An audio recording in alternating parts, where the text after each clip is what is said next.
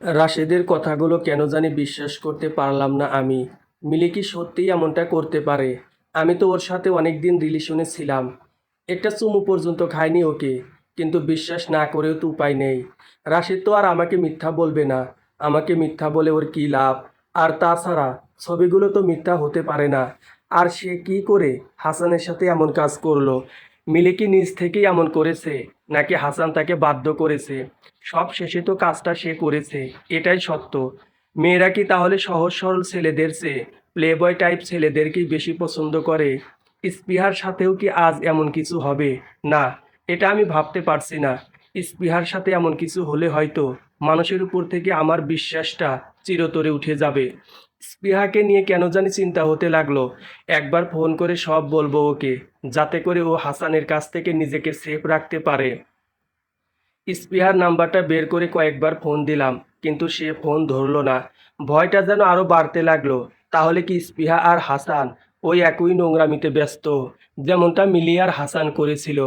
আমি স্পৃহাকে ফোনের পর ফোন দিয়ে গেলাম, কিন্তু সে ফোন ধরলো না। জানি না ফোন ধরলে তাকে হাসানের কথা বলতে পারতাম কি না। তবুও তাকে অনেকবার ফোন দিলাম, কিন্তু সে আমার ফোন ধরলো না। আমার এমন অবস্থা দেখে রাশেদ জানতে চাইলো কি হয়েছে আমার। আমি তাকে কিছু বললাম না, কারণ এই মুহূর্তে স্পৃহা আর হাসানের ব্যাপারটা তাকে জানাতে ইচ্ছে করছিল না। আমি রাশেদকে বললাম, তোর কাছে তো হাসানের নাম্বার আছে, একটু ফোন দিয়ে দেখ ও এখন কোথায়, কি করছে। রাশেদ হাসানকে ফোন দিল, কিন্তু হাসানের ফোনও বন্ধ দেখালো। কি হতে পারে স্পৃহার সাথে, কিছুই বুঝতে পারছিলাম না। তবে মনে প্রাণে চাচ্ছিলাম, আর যাই হোক না কেন, স্পৃহার সাথে যেন খারাপ কিছু না হয়। তাহলে হয়তো অনেক বেশি কষ্ট পাবো। যদিও এই ছোট্ট জীবনে কষ্ট জিনিসটা কম পাইনি আমি, তবে এমন কষ্ট যেন না পাই যেটা সহ্য ক্ষমতার বাইরে। তাড়াতাড়ি বাসায় ফিরতে চাইলেও ফিরতে ফিরতে রাত 10টা বেজে গেল। রাশেদ জানালো তেমন কোনো সমস্যা নেই। আমি শুধুই অদ্ভুত সব চিন্তা করেছিলাম। বাসায় গিয়ে দেখলাম স্পৃহা মন খারাপ করে গোমরা মুখে বিছানায় বসে আছে। তাকে এভাবে দেখে খারাপ লাগছিল আমার। তাকে সবসময় ভালো দেখতে পারলে কেন জানি আমারও অনেক ভালো লাগে, কিন্তু তার মন খারাপ দেখলে আমার মনটাও বিষণ্ণ হয়ে যায়। আগে এমন হতো না, কয়েকদিন হলো এমন হচ্ছে। আমি তার কাছে জানতে চাইলাম, কি হয়েছে আপনার, এমন মনমরা হয়ে বসে আছেন কেন? স্পৃহা আমার প্রশ্নের বিপরীতে কপাল কুঁচকে বলল, জামাই মারা গেছে তো, তাই মন খারাপ। হাসান আর স্পৃহাকে নিয়ে অনেক চিন্তার মাঝেও আমি কিঞ্চিৎ হেসে বললাম, বেঁচে থাকতেই মেরে ফেললেন আমাকে।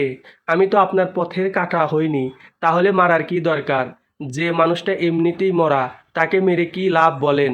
আমার কথা শুনে স্পৃহা বসা থেকে উঠে দাঁড়ালো, আমার দিকে এগিয়ে এসে বলল, আপনার আবার কি হলো? এত ইমোশনাল হয়েন না তো। সবসময় এত ইমোশন ভালো লাগে না। বেঁচে থাকার জন্য জীবনে কিছু ফান মাস্তি থাকা দরকার আছে। সিরিয়াসনেস জীবনকে কেমন জানি আমিষহীন মনে হয়। স্পৃহার এমন কথা বলার কোনো আগাগোড়া খুঁজে পেলাম না। আমিও তার সাথে তাল মিলিয়ে বললাম, আমি কি সত্যিই অনেক সিরিয়াস?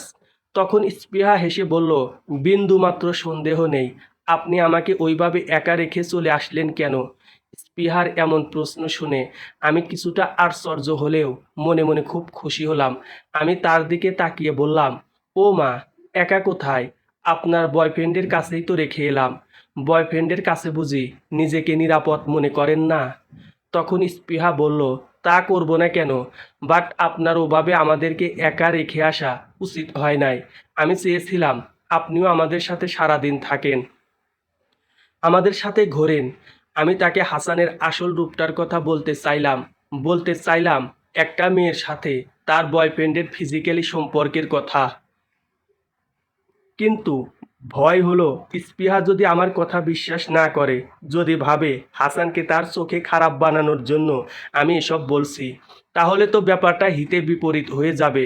ছবিটাও নিয়ে আসেনি, কিন্তু ছবি দেখালেই কি আর স্পৃহা বিশ্বাস করবে? হাসান তো এখন প্রতিষ্ঠিত, তার সাথে এমন ছবি থাকাটা তো অস্বাভাবিক কিছু না। কিন্তু যেভাবেই হোক না কেন, স্পৃহাকে এই বিষয়টা আমার জানাতে হবে। আমি স্পৃহাকে বললাম, নিরাপদ মনে করা উচিত না। আমি মনে করি কোনো মেয়েই অন্য পুরুষের কাছে নিরাপদ না।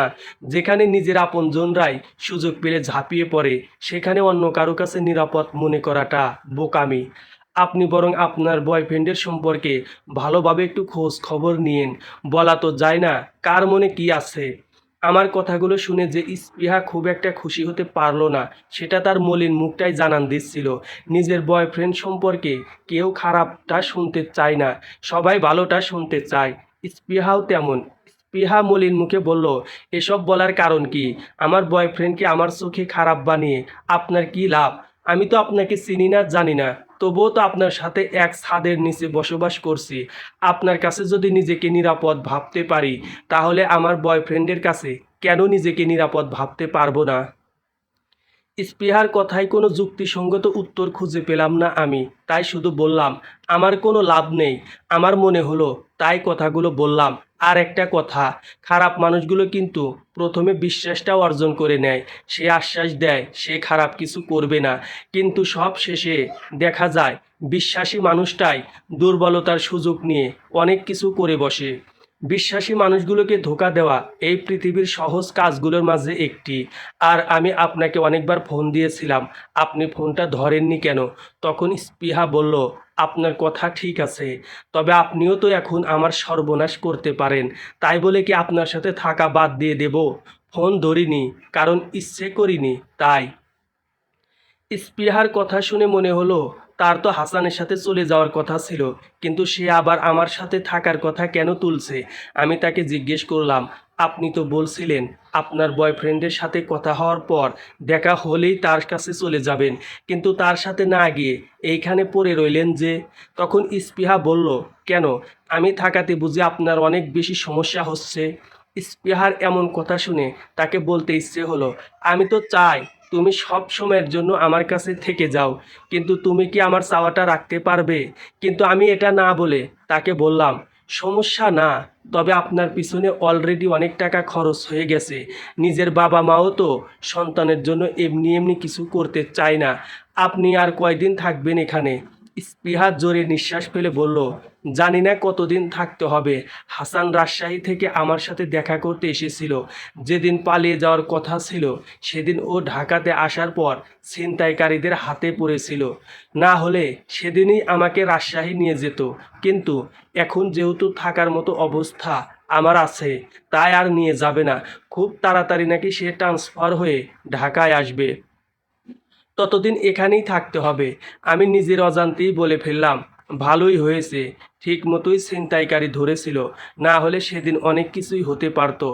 আমার এমন কথা শুনে স্পৃহা ধমকের সুরে বলল, কী সব আবল তাবল বলছেন? ভালোই হয়েছে মানে? ওই দিন ওই ঘটনাটা না ঘটলে তো আর আপনার সাথে দেখা হতো না, আমাকেও এমন অবস্থায় পড়তে হতো না, আর আপনি বলছেন ভালোই হয়েছে? অদ্ভুত।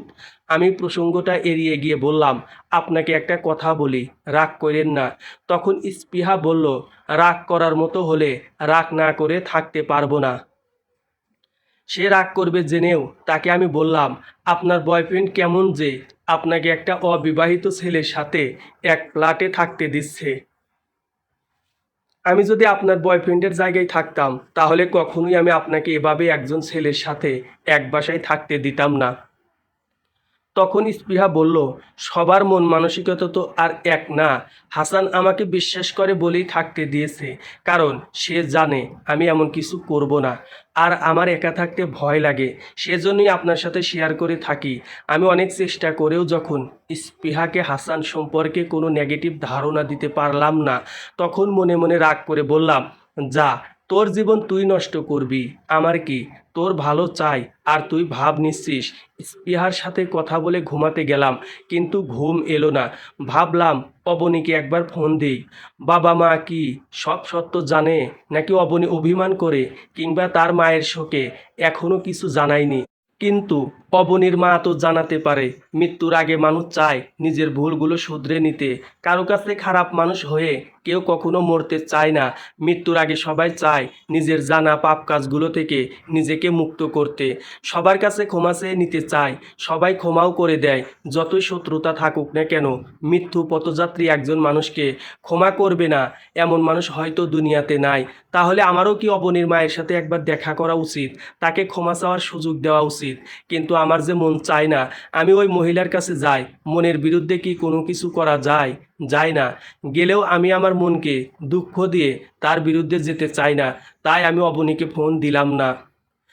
2 দিন পর হঠাৎ করেই বাবার নাম্বার থেকে ফোন পেয়ে অনেকটা চমকে গেলাম। এতদিন পর কি মনে করে বাবা আমাকে ফোন দিল এটা ভাবতেই প্রথমবার ফোনটা ধরতে পারলাম না। পরের বার যখন ফোন দিল তখন আর না ধরে পারলাম না। তবে তাদের উপর আমার অনেক অভিমান জমা হয়ে আছে। জানি না এই অভিমানগুলো তারা ভাঙাতে পারবে নাকি। আমি নিজেই আমার পাহাড় সমান অভিমানগুলোর কাছে হার মানব। ফোন ধরার পরই বাবা যে কথাটা বললেন সেটা হলো, তুমি বাসায় চলে আসো, তোমার বোনের বিয়ে হয়ে গেছে। তোমার সম্পর্কে আমরাও সত্যটা জানতে পেরেছি। অনেকেই জানতে পেরেছে তুমি কাজটা করনি। যে তোমাকে এভাবে লাঞ্ছিত করেছিল আল্লাহ তাকে তার পাপের শাস্তি দিয়েছে। তুমি বাসায় চলে আসো, তোমার মা তোমার জন্য অপেক্ষা করছে। বাবার বলা কথাগুলো কেন জানি আমার ভিতরটাতে জায়গা করে নিতে পারলো না। সেজন্যই হয়তো আমার পাহাড় সমান অভিমানগুলো বলে উঠল, আপনি তো বলেছিলেন যদি 1 বছরের মধ্যে বেঁচে থাকার মতো কোনো কিছু করতে না পারি তাহলে যেন আপনার কাছে চলে আসি। কিন্তু আফসোসের বিষয়, আপনার কথাটাকে মিথ্যা প্রমাণ করে আমি নিজের বেঁচে থাকার মতো একটা অবস্থান তৈরি করেছি। এখন আমি আপনাকে ছাড়াই বেঁচে থাকতে পারবো। এখন কি আপনার কাছে যাওয়ার কোনো দরকার আছে? আমার তো মনে হয় না। আমার কথাগুলো শুনে বাবা প্রচণ্ড রাগ করলেন। ধমক দিয়ে বললেন, বেয়াদব ছেলে। কথাটা বলেই তিনি ফোনটা রেখে দিলেন। বাবা ফোন রেখে দেওয়ার পর আমারও কেন জানি খারাপ লাগলো। এভাবে না বললেও পারতাম। নিজের উপর নিজেরই রাগ হতে লাগলো। রাগটা কারো উপর ঝাড়তে হবে। বাবার সাথে এত খারাপ ব্যবহার করেছি এটা মনে রাখতে চাই না আমি। এর জন্য কারোর সাথে আমার ঝগড়া করতে হবে, খারাপ ব্যবহার করতে হবে, বকা দিতে হবে। কিন্তু কাকে দেব? মিলিকে দেওয়া যায়। এই মেয়েটা আমাকে অনেক মিথ্যা বলেছে। আজকে সব কিছুর শোধ তুলব আমি। আমি মিলিকে ফোন দেব বলে বিছানায় থেকে উঠে বারান্দায় গেলাম। ঠিক তখনই অবনীর ফোন পেলাম। বাট এই মুহূর্তে আমার অবনীর সাথে কথা বলতে ইচ্ছে করছে না। অবনীর ফোন কেটে দিয়ে যে আমি মিলিকে ফোন দেব সেই সুযোগটাও অবনী আমাকে দিচ্ছে না। ফোন কেটে দেওয়ার পরেও সে বারবার ফোন দিচ্ছে। আমি একরাশ বিরক্তি নিয়েই অবনীর ফোনটা ধরলাম আর রাগান্বিত কণ্ঠে ধমক দিয়ে বললাম, তোমার সমস্যা কোথায়? বারবার কেটে দেওয়ার পরেও কেন এত ফোন দিচ্ছ? মানুষের সমস্যা থাকতে পারে না? আর আমি তো তোমাকে বলেছি আমি তোমার বাসায় যেতে পারবো না। আমি তোমার মাকে সেদিন থেকেই অনেক ঘৃণা করি।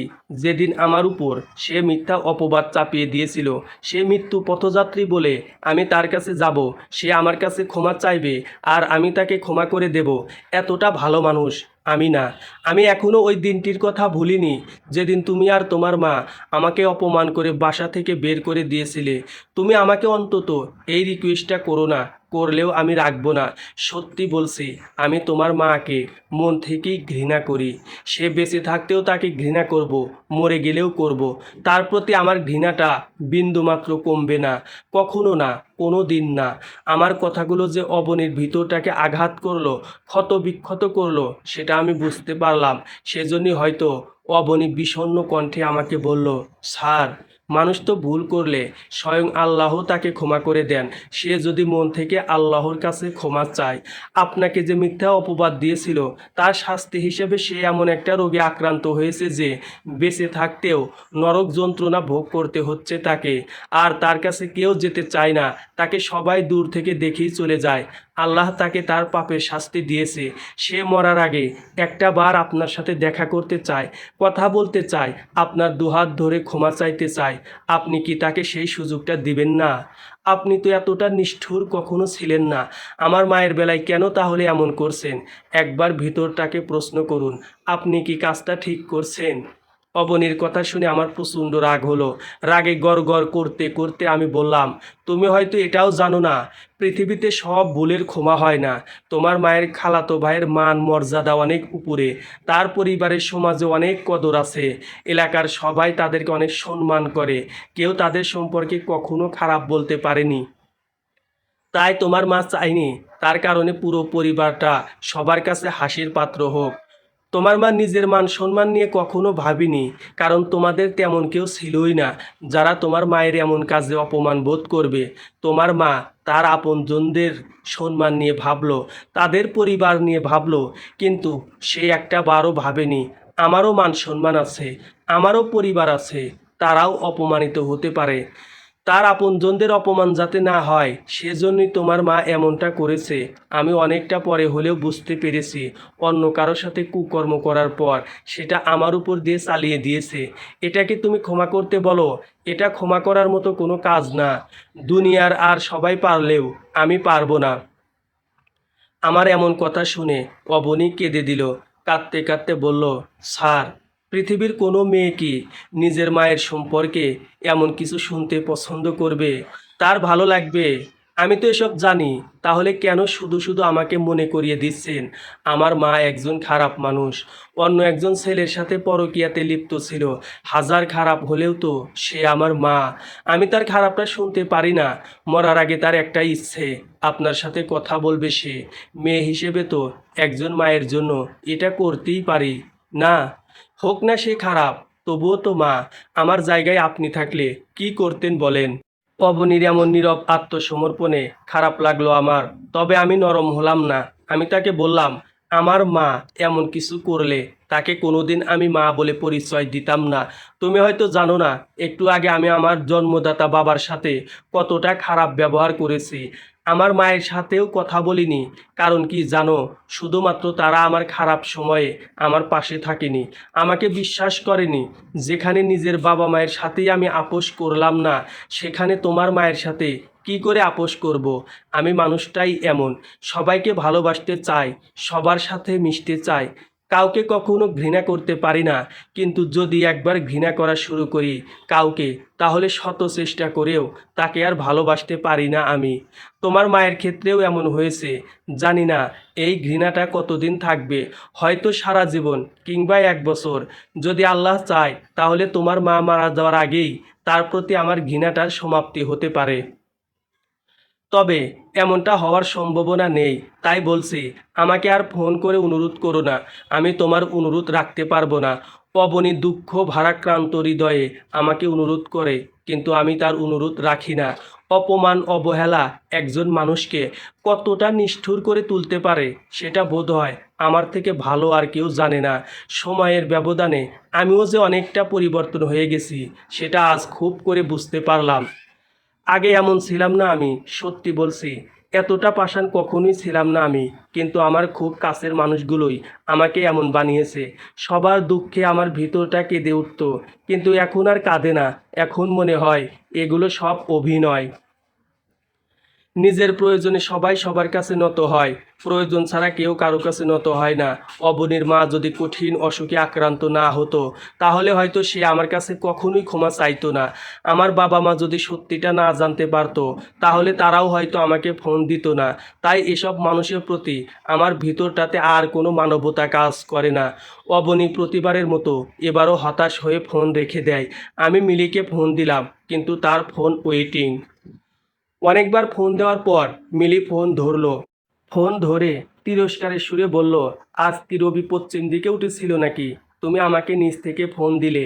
আমি আমার এক দূর সম্পর্কের আত্মীয়র সাথে কথা বলছিলাম, তাই তোমার ফোনটা ধরতে পারিনি। আমিও তিরস্কৃত কণ্ঠে মিলিকে বললাম, আমি তোমার বয়ফ্রেন্ড না, কাজেই আমার কাছে তোমাকে এসব না বললেও চলবে। তোমার যার সাথে ইচ্ছা তার সাথে কথা বলতে পারো। এটার জন্য আমাকে বলা মানে আমাকে অপমান করা। কারণ তুমি আমার থেকে অনেক কিছু লুকাতেও পারো। জীবনের সবচেয়ে বড় অপরাধটা তুমি আমার কাছ থেকে হাইড করেছো। আমার কথা শুনে মিলি অনেকটা বিস্ময় প্রকাশ করে বলল, কি বলতে চাচ্ছ তুমি? সরাসরি বলো। আমি তোমার কাছ থেকে কিছু লুকাইনি। আমি এখন আমার এক খালার সাথে কথা বলছিলাম, এটাই সত্য। আমি তখন মিলিকে বললাম, আমি এটার কথা বলিনি। আচ্ছা, সত্য করে একটা কথা বলবে তুমি আমাকে? মিলি আমার প্রশ্নের জবাবে বলল, কি কথা বলো। তখন আমি কোনো সংকোচ না করে সরাসরি তাকে বললাম, তুমি কি কখনো সেক্স করেছো? প্রেমিক হিসেবে তোমার কি অশুদ্ধ ছেলে পছন্দ না? যারা তোমাকে মন থেকে ভালোবাসে তাদের কি তুমি খুব ভালোবেসে কোনোদিন জড়িয়ে ধরেছো কি? ধরো নাই।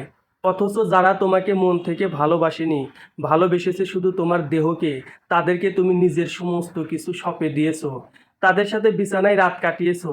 অথচ যে মানুষটা তোমাকে মন থেকে ভালোবাসলো, তার ঠোঁটে কোনোদিন ভালোবেসে একটিবারের জন্য অমৃতের স্বাদ নিতে দাওনি। অথচ অন্য কাউকে ঠিকই অমৃতের সাগরে নামিয়ে দিয়েছো তুমি। এগুলো কি সত্য না? এগুলো কি তুমি করো নাই? হাসান নামের কোনো ছেলের সাথে কি তুমি নিজের বিছানা শেয়ার করো নাই? এক সময় তোমার গর্ভে হাসানের অবৈধ সন্তানও বেড়ে উঠেছিল। তখন তুমি কি করলে? সেই নিষ্পাপ বাচ্চাটাকে মেরে ফেললে। এসব কি তুমি করো নাই? আমার কথা শুনে মিলি নীরব হয়ে গেল। কোনো কথাই সে বলছে না। সে হয়তো কখনো ভাবেনি তার এই গোপনীয় জঘন্য কাজগুলো আমি একদিন জেনে যাব। প্রায় 2 মিনিট হয়ে যাওয়ার পরেও যখন সে কোনো কথা বলল না, তখন আমি বললাম, কি হলো? খুব অবাক হলে তুমি? আমিও খুব অবাক হয়েছিলাম যখন তোমার সম্পর্কে এমন কিছু শুনেছিলাম। আমি বিশ্বাস করেছিলাম না, কিন্তু যখন তোমার খুব কাছে অন্য একজন ছেলেকে দেখলাম, তখন আর বিশ্বাস না করে থাকতে পারিনি। বিশ্বাস করো, তোমাকে হাসানের যতটা কাছে দেখেছি, অতটা কাছে আমিও মনে হয় কখনো যাইনি। এতটাই শ্রদ্ধা করতাম তোমাকে, কিন্তু তুমি মনে হয় এসব শ্রদ্ধা থেকে নিজের সেক্সুয়াল সুখটাকেই বড় করে দেখেছিলে। কেন করলে আমার সাথে এমন মিথ্যা অভিনয়? শুধুমাত্র আমার ভালোবাসা পাওয়ার জন্য, তাই তো? কিন্তু তুমি কি জানো, এসব জানার পরে তোমার জন্য আমার মনে ভালোবাসা তো দূরের কথা, তোমাকে ঘৃণা করতেও আমার নিজেকে অনেক ছোট মনে হয়। আমার লজ্জা হয় আমি তোমার মতো একটা মেয়েকে ভালোবেসেছিলাম। আমি কিছু না করেও তোমার কাছ থেকে চরিত্রহীনের অপবাদ পেয়েছিলাম। তবুও আমি চুপ করেছিলাম। কিন্তু তুমি এরকম একটা কাজ করার পর সেটা চাপিয়ে রেখে নিজেকে দুধে দোয়া তুলসী পাতা মনে করতে। কিন্তু জানো কি, সত্য কোনোদিন চাপা থাকে না, দেরিতে হলেও মানুষের সামনে আসে। হাসান খুব একটা ভালো ছেলে না। খোঁজ খবর নিয়ে দেখো, তোমার সাথে ফিজিক্যাল রিলেশন করার ভিডিওটা তার কাছে আছে নাকি? প্লে বয়রা এরকম করে। হয়তো এখন জানতে পারবে না, কিন্তু পরে ঠিকই জানতে পারবে। কিংবা কে জানে, তোমার সুন্দর ভিডিওটা একদিন ভাইরাল হয়ে যাবে। আমার কথা শুনে মিলি অপর পাশ থেকে খুব কাঁদতে থাকে, কিন্তু ততক্ষণে আমি ফোনটা রেখে দিয়েছি। কারণ আমার যা বলার ছিল আমি মিলিকে বলেছি। এখন নিজেকে কিছুটা হলেও হালকা মনে হচ্ছে। পিছনে তাকাতেই দেখি স্পৃহা আমার দিকে তাকিয়ে আছে। এত রাতেও মেয়েটা জেগে আছে। আমার বিশ্বাস হলো না। তাহলে কি স্পৃহা আমার সব কথা শুনে ফেলেছে? মিলিকে হাসান সম্পর্কে যা বললাম সব কি স্পৃহা শুনে ফেলেছে? সেজন্যই এমন করে আমার দিকে তাকিয়ে আছে, নাকি অন্য কোনো কারণে? আমি স্পৃহার দিকে অনেকক্ষণ হলো তাকিয়ে আছি, অপেক্ষায় আছি সে কিছু বলবে, কিন্তু কিছু বলছে না স্পৃহা। সে এভাবে চুপ করে আছে কেন? আমার অগোছালো মস্তিষ্কটা আন্দাজ করতে পারলো না। অনেকটা সময় পর স্পৃহা আমার দিকে এগিয়ে এসে বলল, আপনার গার্লফ্রেন্ড আছে? আমাকে বলেননি কেন? আমি স্পৃহার এমন প্রশ্ন শুনে হাসবো না কাঁদবো বুঝতে পারলাম না। ভাবলাম কি আর হলো কি? তাহলে কি স্পৃহা হাসান সম্পর্কে কোনো কথাই শোনেনি, নাকি শুনেও না শোনার অভিনয় করছে আমার সাথে? তবে আমার মনে হয় সে আমার সব কথা শুনেছে, এবং আমার কথা শুনেই তার ঘুম ভেঙে গিয়েছে। কিন্তু আমার কাছে কেন সে এসব লুকাচ্ছে বুঝতে পারছি না। নাকি আসলেও শোনেনি, এটাও শিওর হতে পারছি না আমি। আমি স্পৃহার দিকে কিছুটা এগিয়ে গিয়ে মন খারাপ করে বললাম, না, অমন কিছু না, গার্লফ্রেন্ড না, এমনিতেই ফ্রেন্ড। তখন স্পৃহা আমার আরও অনেক কাছে এসে বলল, মিথ্যা বলেন কেন? গার্লফ্রেন্ড ছাড়া কারোর সাথে এত অভিমান নিয়ে কখনো কথা বলা যায় না। আমি তো আপনার কাছে কোনো কিছু লুকাইনি, অথচ আপনি আমার কাছে কত কিছু লুকিয়েছেন। আপনার মুখ থেকে হাসান কথাটা শুনে বিছানা থেকে উঠে এসেছি। কি যেন বলছিলেন হাসান নামের কাউকে নিয়ে? আমি স্পষ্ট শুনতে পাইনি, তবে খারাপ কিছুই হয়তো বলছিলেন। আপনার বন্ধুর নামও তো হাসান, আমার বয়ফ্রেন্ড। আমি ভাবলাম ওর সম্পর্কেই বলছেন। পরে মনে হলো ওর সাথে তো আপনার যোগাযোগই নেই। আপনি কিভাবে ওর সম্পর্কে জানতে পারেন? যাই হোক, আপনার গার্লফ্রেন্ড আছে জেনে অনেক খুশি হলাম। আপনার পাশে অন্য কাউকে আমার ভালো লাগছে না, কিন্তু আপনার জীবনে কেউ আছে জেনে খুব খুশি হয়েছি আমি। স্পৃহার কথাগুলো শুনে মন খারাপের মাত্রাটা আরও বেড়ে গেল। ইচ্ছে করছিল হাসান সম্পর্কে সব কিছু বলে দেই। বললে কি সে বিশ্বাস করবে? আমার কাছে তো কোনো প্রমাণ নেই। মিলেও তো আর আমার জন্য স্পৃহার কাছে সব সত্য বলবে না। আর স্পৃহা না হয় সব কিছু শুনে বিশ্বাসই করলো। তারপর সে হাসান সম্পর্কে সব জানতে পেরে তাকে ছেড়ে দিল, আমার কাছে চলে আসতো। কিন্তু এটাকে কি ভালোবাসা বলে? সে হাসান সম্পর্কে খারাপ কিছু জানতে পেরেছে বলে তাকে ছেড়ে দিচ্ছে। আমার সম্পর্কে যদি কখনো খারাপ কিছু জানতে পারে, তাহলে যে আমাকেও একদিন ছেড়ে যাবে, না, এর কি কোনো নিশ্চয়তা আছে? নাই। এমন ভালোবাসার কি দরকার যে খারাপ সময়ে পাশে থাকবে না? ভালোবাসার মানুষ তো সেই, যে পৃথিবীর সবচেয়ে খারাপ মানুষ জেনেও থেকে যাবে শুধুমাত্র ভালোবাসার টানে, কোনো স্বার্থের টানে নয়। আমি স্পৃহাকে বললাম, গার্লফ্রেন্ড থাকলে এতদিন একটা বিবাহিত মেয়ের সাথে এক ছাদের নিচে থাকতাম না, আপনাকে বিয়েও করতাম না। কেউ ছিল না বলেই আপনার বাবার অত্যাচারে বাধ্য হয়ে বিয়েটা করেছিলাম। কিন্তু কে জানে, যাকে বিয়ে করব তার একজন ভালোবাসার মানুষ আছে, যার জন্য সে নিজের বিয়ে করা হাজবেন্ডকেও ছেড়ে দিতে পিছপা হবে না। আচ্ছা, আপনি যদি কখনো জানতে পারেন আপনার বয়ফ্রেন্ডের আগে অন্য কোথাও রিলেশন ছিল, কিংবা আপনার সাথে সম্পর্ক থাকা অবস্থায় অনেক মেয়ের সাথেই সে প্রেম করত, তাদের সাথে খারাপ কিছু করত, তখন কি করবেন? তাকে ছেড়ে দিবেন? আমার কথা শুনে স্পৃহা একটু রাগ করলো না, অথচ আমি ভেবেছিলাম সে অনেক রাগ করবে। সে খুব নিরীহ কণ্ঠে বলল, যেহেতু আমি এখনো এমন কিছু জানতে পারিনি, তাই এসব নিয়ে ভাবছি না। তবে যাকে ভালোবেসেছি তাকে ছোট্ট একটা কারণে ছেড়ে দেওয়ার মতো মেয়ে আমি নই। আমার ভালোবাসাটা এত সস্তা না যে কারো কাছ থেকে জানতে পারলাম আমার ভালোবাসার মানুষটা খুব খারাপ, সে একাধিক মেয়ের সাথে কথা বলে, আর আমিও এসব বিশ্বাস করে তাকে ছেড়ে দেব। স্পৃহার উপর আমার খুব অভিমান হলো। সে হাসানকে কেন এত বিশ্বাস করবে, ভালোবাসবে? আমি অভিমান ভরা কণ্ঠে স্পৃহাকে বললাম, আর যাকে বিয়ে করলেন তাকে কিভাবে ছেড়ে দেবেন? স্বামীর থেকে বয়ফ্রেন্ড কোনো দিনও আপন হতে পারে না, কোনো অবস্থাতেই না। বয়ফ্রেন্ড আপনাকে বিপদের মুখে ছেড়ে দিতে পারে, কিন্তু একজন স্বামী কখনো তার স্ত্রীকে বিপদের মুখে ছেড়ে যাবে না। এই যে এতদিন ধরে আমার সাথে থাকছেন, খাচ্ছেন, কথা বলছেন, নিজের সব কিছু শেয়ার করছেন, এতদিনে কি আমার প্রতি একটু ভালো লাগা কাজ করেনি আপনার ভিতরে? একবারের জন্য মনে হয়নি থেকে যায়? তখন স্পৃহা বলল, ভালো লাগা কাজ করেনি যে তা না, একজন মানুষের সাথে এভাবে থাকলে তো তার প্রতি একটু আধটু ভালো লাগা কাজ করবেই। আমি আপনার কাছে নিজেকে অনেক নিরাপদ মনে করি, অনেক বিশ্বাস করি আপনাকে। আপনার সাথে এতদিন ধরে এক বাসায় থাকছি, আপনি কখনো আমার দিকে খারাপ নজরে তাকাননি, কখনো আমার দুর্বলতার সুযোগ নেওয়ার চেষ্টা করেননি। অনেক সময় আমি বাথরুমের দরজা খোলা রেখেই গোসলে গিয়েছি, আপনি কখনো এসবে মনোযোগ দেননি। এসব কি যথেষ্ট না একজন মানুষের প্রতি ভালো লাগা কাজ করতে? কিন্তু শুধুমাত্র ভালো লাগা থেকেই তো আর একজন মানুষের কাছে সব সময়ের জন্য থাকা যায় না, তার জন্য ভালোবাসার দরকার হয়। কিন্তু আমি তো আপনাকে ভালোবাসি না, আমি ভালোবাসি অন্য কাউকে, যার সাথে আমি আমার জীবন সংসারে নাম লেখাতে চাই। আমি জানি আপনিও আমাকে ভালোবাসেন না, কাজেই এমনটা কখনো হবার নয়। আমরা খুব ভালো বন্ধু আছি, এটাই হয়তো আমাদের জন্য ভালো।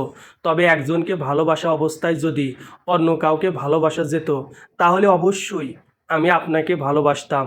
কিন্তু আমি আগেই একজনকে আমার ভিতরটা দিয়ে দিয়েছি, এখন চাইলেও আর দ্বিতীয় কাউকে আমার ভিতরটা দিতে পারবো না। আমি স্পৃহাকে বললাম, আপনি নিজের মনের খবর জানতে পারেন, বাট অন্য কারো মনের খবর জানার চেষ্টা করবেন না, কারণ এই পৃথিবীতে কেউ কারো মনের অবস্থাটা জানতে পারে না। যদি পারতো তাহলে মানুষ মানুষকে এভাবে কখনো দুঃখ দিত না। আমি কাকে ভালোবাসি, কাকে নিজের করে চাই, এটা জানার ক্ষমতা সৃষ্টিকর্তা আপনাকে দেয় নাই। কাজেই এটা কখনো জানার চেষ্টা করবেন না, আগে নিজেরটা জানুন।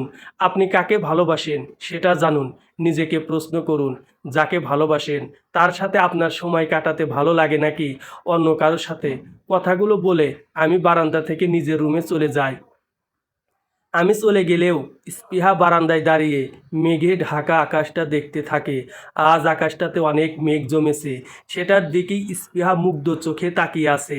আমার মনের আকাশেও যে মেঘ জমতে পারে সেটা সে কখনো জানবে না, কোনোদিন জানতে পারবে না। আমার আকাশটাও মেঘে ঢাকা। 2 দিন পর স্পৃহা আমাকে বলল, আপনাকে আমার সাথে এক জায়গায় যেতে হবে। আগেই বলে রাখছি, আপনি না করতে পারবেন না। আমি কোনো ভাবান্তর না করে বললাম, কোথায় যেতে হবে? আপনার বয়ফ্রেন্ডের সাথে দেখা করতে গেলে অন্তত আমাকে সাথে নিতে বলবেন না। আর বললেও আমি যাব না, আমার ভালো লাগে না। তখন স্পৃহা বলল, আরে না, বয়ফ্রেন্ডের সাথে না, আমার দূর সম্পর্কের এক ফুপির বাড়িতে যাব। খবর পেয়েছি উনি খুব অসুস্থ, হয়তো বাঁচবে না। বাবা মা চাচা চাচি সবাই ওনাকে দেখতে গিয়েছিলেন, শুধু আমি যাইনি। আমি জানি ওখানে যাওয়াটা অনেক রিস্কি হয়ে যাবে, তবুও আমি ফুপির সাথে দেখা করতে চাই। মৃত্যুর আগে মানুষের ইচ্ছেগুলো পূরণ করতে হয়। আমিও চাই আমার ফুপির সাথে দেখা করতে, আপনিও যাবেন আমার সাথে। স্পৃহার এত কথার ভিড়ে আমার ভালো না লাগার বিষয়টা চাপা পড়ে গিয়েছে, কিংবা কে জানে স্পৃহা হয়তো ইচ্ছে করেই ব্যাপারটা এড়িয়ে গিয়েছে। আমার ভালো কিংবা খারাপ লাগাতে সে মনোযোগ দিতে চায়নি। স্পৃহার কথা শুনে আমার অবনীর মায়ের কথা মনে পড়ল। আমার কি তাহলে একবার অবনীর মায়ের সাথে দেখা করা উচিত? এমনও তো হতে পারে শুধুমাত্র আমার সাথে দেখা করবার জন্য আল্লাহ তাকে এখনো বাঁচিয়ে রেখেছেন। পরের দিন স্পৃহার সাথে আমাকে যেতে হলো। না করার পর যখন স্পৃহা বলল আমাকে ছাড়া সে যাবে না, তখন বাধ্য হয়ে আমি তার সাথে যাব বলে ঠিক করলাম। স্পৃহা যখন গাড়ি থেকে তার ফুপির বাড়ির সামনে নামলো, তখন কেন জানি মনে হলো এই বাড়িটা আমার অনেক দিনের চেনা। হয়তো ভুলে গিয়েছি, তবে এই বাড়িতে এর আগেও আমি এসেছি। বাড়িতে ঢোকার পর যখন অবনীকে দেখতে পেলাম, তখন আর বুঝতে বাকি রইল না স্পৃহার ফুপিই হলো অবনীর মা। স্পৃহা আর অবনী মামাতো ফুফাতো দুই বোন। অবনী আমাদের দুজনকে দেখে অনেক অবাক হলেও নিজের অনুভূতিটা প্রকাশ করলো না। বুঝতে পারলাম মায়ের শোকে এরকম হয়ে গেছে অবনী। স্পৃহা যখন অবনীর মায়ের কাছে গেল, তখন অবনীর মা স্পৃহার দিকে না তাকিয়ে আমার দিকে তাকালো। আমি স্পৃহার পিছনে ছিলাম, তারপরেও অবনীর মা আমার দিকে কেন এমন করে তাকালো স্পৃহা বুঝতে পারলো না। আমি অবনীর মায়ের কাছে যেতে পারলাম না, কারণ তার শরীরের প্রায় সব জায়গাতেই কিসের যেন দাগ। এই দাগগুলোর কারণেই মানুষ তার কাছে যেতে চায়নি। অথচ এগুলো ছোঁয়াচে না। এমন না যে অবনীর মাকে স্পর্শ করলে এমনটা আমারও হবে। তবুও কেন জানি ভয় হতে লাগলো, ঘেন্নাও হতে লাগলো। তাই আমি আর স্পৃহা অবনীর মায়ের থেকে অনেকটা দূরেই দাঁড়িয়ে রইলাম। অবনীর মা দূর থেকে ভাঙ্গা ভাঙ্গা গলায় আমাকে বললেন, আমি তোমার সাথে অনেক বড় অন্যায় করেছি, সেই পাপের শাস্তি আমি পেয়েছি। আমার জন্য তুমি অনেক কিছু হারিয়েছো, আমি তোমার কাছে ক্ষমা চাওয়ার মতো যোগ্যতাও রাখি নাই। তবে জানো কি, আমি এখনো বেঁচে আছি তোমার সাথে কথা বলার জন্য। না হলে অনেক আগেই মরে যেতাম। যতটা দিন বেঁচে ছিলাম ততটা দিন বুঝেছি যন্ত্রণা কি, কষ্ট কি। এত যন্ত্রণা নিয়ে বেঁচে থাকা যায় না। কিন্তু আমি জানি এর থেকে অনেক বেশি মানসিক যন্ত্রণা নিয়ে তোমাকে প্রতিটা দিন বাঁচতে হয়েছে। আর এর কারণ আমি। আমার জন্য আমার মেয়েটাকেও যে এভাবে কাঁদতে হবে কখনো ভাবিনি। বিশ্বাস করো, অবনীর কান্নাটা আমি সহ্য করতে পারি না। আমি মরার পর হয়তো অবনীর কেউ থাকবে না। ওর বাবা আমার সম্পর্কে জানার পর দেশেই আসেনি, হয়তো আমার মৃত্যুর পর আসবে অবনীর টানে। স্পৃহার সাথে তোমার পরিচয় কিভাবে হয়েছে আমি জানি না। স্পৃহার দিকে তাকিয়ে বলল, স্পৃহা, এই ছেলেটা অনেক ভালো। তোর ফুপি অনেক খারাপ মানুষ। খারাপ মানুষকে দেখতে এসেছিস জেনে খুব ভালো লাগলো। শুনেছি তুই নাকি একটা ছেলেকে বিয়ে করে তার সাথেই আবার পালিয়ে গিয়েছিস। কথাটা বলতে বলতেই অবনীর মা আমাদের সামনে শেষ নিঃশ্বাস ত্যাগ করলেন। কিভাবে একটা প্রাণ আমার চোখের সামনে এই পৃথিবী ছেড়ে চলে গেল বুঝতেই পারলাম না। তবে মানুষটা যে মরার পরেও অনেক শান্তি পেল সেটা বুঝতে পারলাম, কারণ বেঁচে থাকতে সে শান্তিতে ছিল না। প্রতিটা মুহূর্তে তাকে অসহ্য যন্ত্রণা ভোগ করতে হয়েছে। এর থেকে কি মৃত্যু ভালো না? অবনী দরজার একপাশে দাঁড়িয়েছিল। যখন জানতে পারলো তার একমাত্র আপনজন তাকে ছেড়ে চিরদিনের জন্য চলে গিয়েছেন, ঠিক তখনই কান্নায় ভেঙে পড়ল অবনী। স্পৃহার চোখেও পানি, আমার চোখে পানি নেই, তবে ভিতরটা পুড়ে যাচ্ছিল। আফসোস হচ্ছিল, কেন আর কিছু সময় আগে আসলাম না, কেন কথাগুলো শেষ করতে পারলাম না। আমি অবনীর কাছে গিয়ে অবনীকে সান্ত্বনা দেওয়ার বৃথা চেষ্টা করলাম। অবনীকে সান্ত্বনা দেওয়ার ভাষা আমার জানা নেই। হঠাৎ করেই অবনী আমাকে জড়িয়ে ধরে কাঁদতে থাকে। আমি কি করব বুঝতে পারছিলাম না। এমন একটা সময়ে কি তাকে নিজের কাছ থেকে ছাড়িয়ে দূরে সরিয়ে দেওয়া উচিত, নাকি জড়িয়ে ধরা উচিত? আমি তাকে দুই হাত দিয়ে জড়িয়ে ধরে থাকলাম। সে কান্না করুক, তার আজ কান্না করার দিন।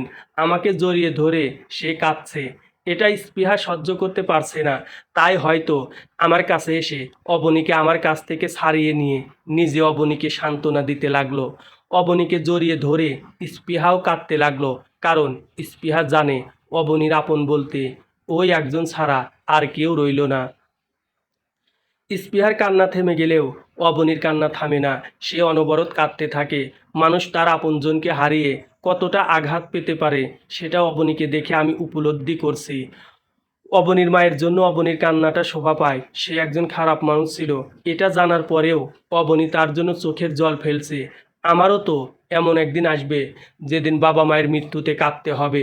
তারা বেঁচে থাকতে আমি তাদের থেকে দূরে দূরে থাকছি, যদিও তারাও আমাকে কাছে টানার চেষ্টা করেনি খুব একটা। তবে ছেলে হিসেবে বাবা মায়ের প্রতি আমারও একটা দায়িত্ব আছে। পৃথিবীতে সব বাবারা তো আর এক হয় না।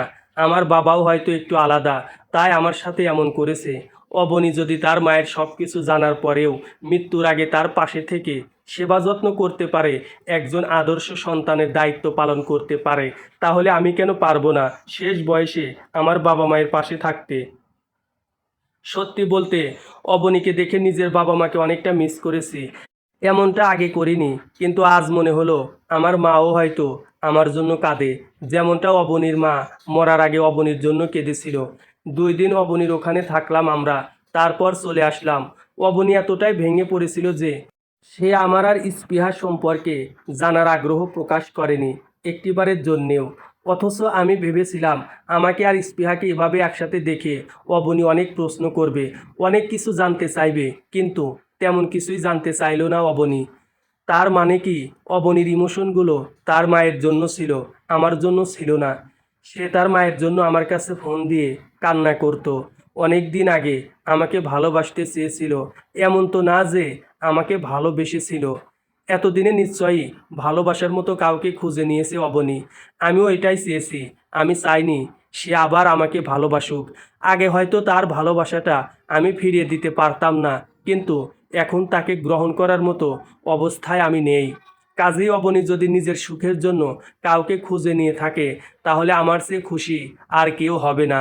কারণ আমিও চাই মেয়েটা তার একাকিত্ব দূর করে কষ্টের জীবনের অবসান ঘটিয়ে সুখে শান্তিতে বেঁচে থাকুক। কিছুদিন পরের কথা, হঠাৎ করেই একদিন জানতে পারি বাবা হার্ট অ্যাটাক করেছেন।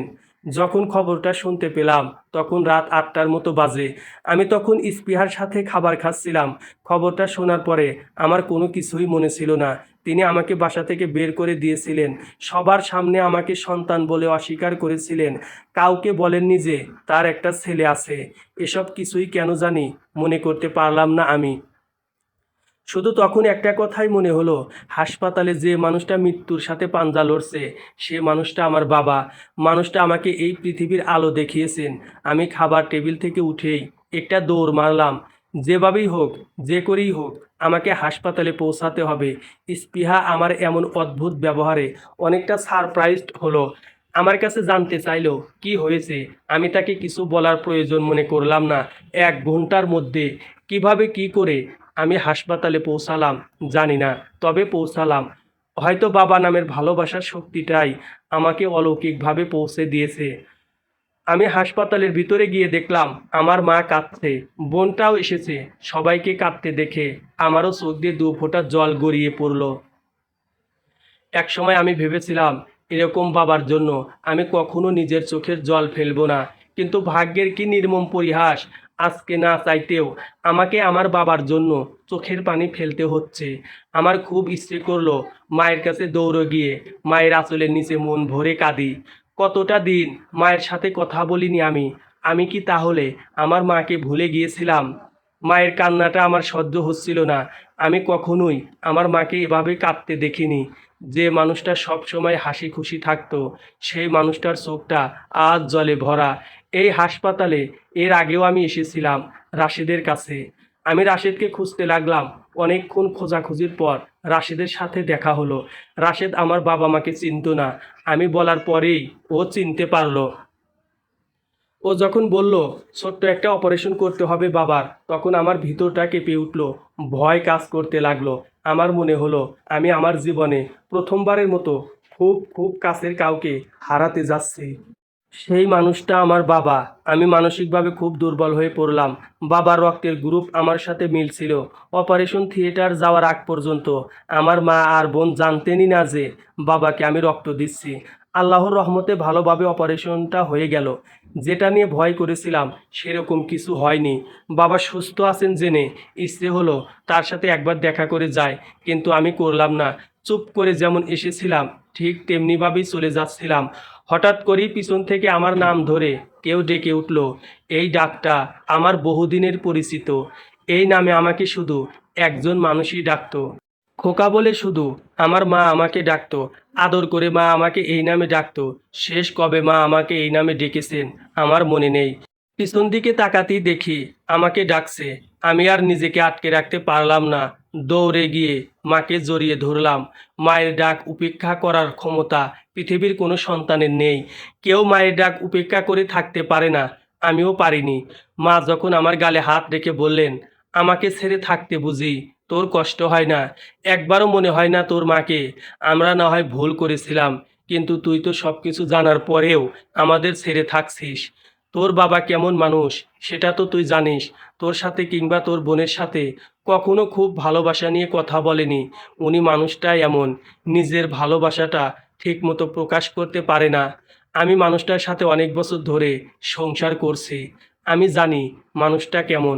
তোকে যেদিন ফোন করে বাসায় আসতে বলল, সেদিন তুই তোর বাবাকে যে কথাগুলো বলছিস সেই কথাগুলো উনি নিতে পারেননি। অনেক কষ্ট পেয়েছিলেন, অনেক চেষ্টা করেও তোর সেই কথাগুলো ভুলতে পারেনি। সব সময় নিজেকেই দোষ দিয়েছে, ভেবেছে এমনটা তার প্রাপ্য ছিল, কারণ সে তোর সাথে অনেক খারাপ ব্যবহার করেছিল। কিন্তু বিশ্বাস কর, ওটা ছাড়া তোর বাবার আর কোনো উপায়ও ছিল না। তোর সাথে কথা বলার পর থেকেই তোর বাবার শরীরটা খারাপ হতে থাকে। সেই খারাপটাকে কেন্দ্র করেই আজ তাকে হাসপাতালের বেডে শুয়ে থাকতে হচ্ছে। তবে এটার জন্য কখনো নিজেকে দায়ী করবি না। ভাগ্যে ছিল তাই এমন হয়েছে। আমি মায়ের এতগুলো প্রশ্নের জবাবে কিছুই বললাম না। চুপ করে তার দিকে চেয়ে রইলাম, কারণ এই পবিত্র মুখটা অনেকদিন হলো আমি দেখিনি। আজ চোখ সরাতে ইচ্ছে করছে না। আমি বাবার পাশে যেতেই বাবা আমাকে কাছে টেনে নিলেন। বাবা আমার কাছে যদি ক্ষমা চাইতে পারতো তাহলে হয়তো সেটাই করতো। মানুষটা অনেক কঠিন ছিল, অন্তত আমার ক্ষেত্রে। আজ সেই মানুষটাই পানির মতো হয়ে গেছে। আমি আমার বোনের সাথে কথা বললাম না। বাবা মাকে বলে যখন চলে আসব, ঠিক তখন বাবা বললেন, কোথাও যেতে হবে না তোকে, তুই আমাদের সাথেই থাকবি। এত এত সয় সম্পত্তি, টাকা পয়সা, এগুলো কার জন্য? এগুলো দিয়ে আমরা কি করব? এগুলো তো তোর। তখন আমার বোন এগিয়ে এসে আমার হাত ধরে বলল, ভাইয়া থেকে যাও না। আমি ওই দিন তোমার সাথে কথা বলতে চেয়েও বলতে পারিনি। বিশ্বাস করো, আমার ভিতরটা পুড়ে যাচ্ছিল তোমাকে এতদিন পর দেখেও কথা বলতে না পেরে। আমাকে ক্ষমা করে দাও। ক্ষমা না করে কি থাকতে পারবে তোমার বোনটাকে? আমি কিছু বলি না। আমার বোনের দিকে তাকিয়ে মুচকি একটা হাসি দিই শুধু। বাবাকে বলি, আমি এখনই বাসায় যেতে পারবো না, তবে যাব। তোমাদেরকে ছেড়ে থাকবো না। তবে এই মুহূর্তে আমি তোমাদের সাথে থাকতে পারবো না। আমি বাবা মা আর বোনের হাসি মুখটা সাথে নিয়ে হাসপাতাল থেকে বেরিয়ে আসি। বাসায় ফিরতে ফিরতে অনেক রাত হয়ে যায়। আমি ভেবেছিলাম স্পৃহা ঘুমিয়ে গেছে, কিন্তু যখন বাসায় গেলাম তখন দেখলাম সে এখনও জেগে আছে। আমার ওভাবে চলে যাওয়ার কারণ জানতে চাইলো। আমি তাকে কিছু বললাম না। কয়েকদিন পর স্পৃহা একদিন আমাকে বলল, হাসানের সাথে সে দেখা করবে। হাসান আসবে কালকে, কাল 10টার সময় তার সাথে আমাকে যেতে হবে। আমি সরাসরি না বলে দিলাম। ঠিক তখন স্পৃহা বলল, ও এবার পার্কে দেখা করতে চাচ্ছে। এর আগে তো সবসময় রেস্টুরেন্টেই দেখা করেছি, এবার পার্কে কেন বুঝতে পারছি না। তাই আপনাকে সাথে নিয়ে যেতে চাচ্ছি। তখন আমি একটু তিরস্কার করি, বললাম, প্রেমিক প্রেমিকার মধ্যে আমি কেন যাব? যা করতে ইচ্ছে হয় তাই করবেন। এতদিন ধরে প্রেম করেন, অথচ বয়ফ্রেন্ডের সাথে পার্কে দেখা করতে এত ভয়। কি করবে? বড় জোর চুমু খাবে, জড়িয়ে ধরবে। যাকে ভালোবাসেন তার সাথে এসব করতে পারবেন না। আমি কথাগুলো বলেছিলাম স্পৃহার রিয়াকশনটা দেখার জন্য। সে যে এতটা রিয়াক্ট করবে বুঝতে পারিনি। সে এর আগে কাঁপতে কাঁপতে বলল, আমাকে আপনি এমন ভাবেন? ভালোবাসি বলেই যে বিয়ের আগে এসব নোংরামি করব, এমন মেয়ে আমি না। আর অতটা বোকাও না। যদি আবার তৃতীয় বিশ্বযুদ্ধ হয়, সেখানে যদি একটা মানুষ নিজেকে সেভ করতে পারে, সেই মানুষটা আমি। জীবনে কত ছেলের সাথে বন্ধুত্ব হয়েছে, কতজনের সাথে ঘুরেছি, কেউ কখনো আমার হাতটা পর্যন্ত ধরতে পারেনি। আর আপনি বলছেন আমি এসব করব। আমি তখন আস্তে আস্তে নিজেই নিজেকে বললাম, বিয়ে করেও তো কিছু করতে পারেননি। তখন স্পৃহা বলল, কিছু বললেন? আমি বুঝলাম স্পৃহা আমার কথাগুলো শুনতে পেয়েছে। আমি বললাম, না না, কিছু বলিনি। পরের দিন 10টার সময় স্পৃহার সাথে পার্কে গেলাম, তাকে সেফটি দেওয়ার জন্য। জামাই হয়ে নিজের বউকে বয়ফ্রেন্ডের সাথে দেখা করবার জন্য নিয়ে এসেছি, তাও আবার সেফটিও দিতে হবে। অনেক সময় পার হয়ে গেলেও হাসান আসলো না। প্রায় 2 ঘন্টা অপেক্ষা করার পরেও যখন হাসান আসলো না, তখন আমরা দুজন পার্ক থেকে বের হয়ে বাসায় চলে আসলাম। হঠাৎ করেই একদিন আমি খুব অসুস্থ হয়ে পড়ি। বাঁচব না মনে হয়, এরকম অবস্থা হয় আমার। জ্বরে গা পুড়ে যাচ্ছিল, গরমের মাঝেও প্রচণ্ড শীত অনুভব করছিলাম। তখন স্পৃহা আমার অনেক যত্ন নিয়েছিল। টানা 5 দিন আমি বিছানায় পড়েছিলাম। এই 5 দিন স্পৃহা সবসময় আমার পাশে ছিল। আমার মনে হয়েছে এবার বুঝি স্পৃহা আমাকে ভালোবাসা শুরু করেছে। আমাকে এমন অবস্থায় দেখে তার ভিতরটা কাঁদে। কারোর জন্য যদি কারো ভিতরটা কেঁদে ওঠে, তাহলে কি সে তাকে ভালোবাসে না? আমাকে সুস্থ করে তোলার জন্য স্পৃহা দিনরাত আমার সেবা যত্ন করে। এই কারণেই আমি অনেকবার স্পৃহার অনেকটা কাছে যাওয়ার সুযোগ পেয়েছি। আমার অবস্থায় এমন হয়েছিল যে নিজ হাতে পানি খাওয়ার মতো শক্তিটুকুও ছিল না। এক সময় মনে হয়েছে আমি আর বাঁচব না, কিন্তু স্পৃহা আমাকে মরতে দেয়নি। সামান্য জ্বরও যে মানুষকে মৃত্যুর মুখে ঠেলে দিতে পারে, সেটাতে আমার বিশ্বাস ছিল না কোনো দিন। কিন্তু এখন বিশ্বাস না করে উপায়ও নেই, কারণ আমি এই জ্বরের কারণে মরতে বসেছিলাম।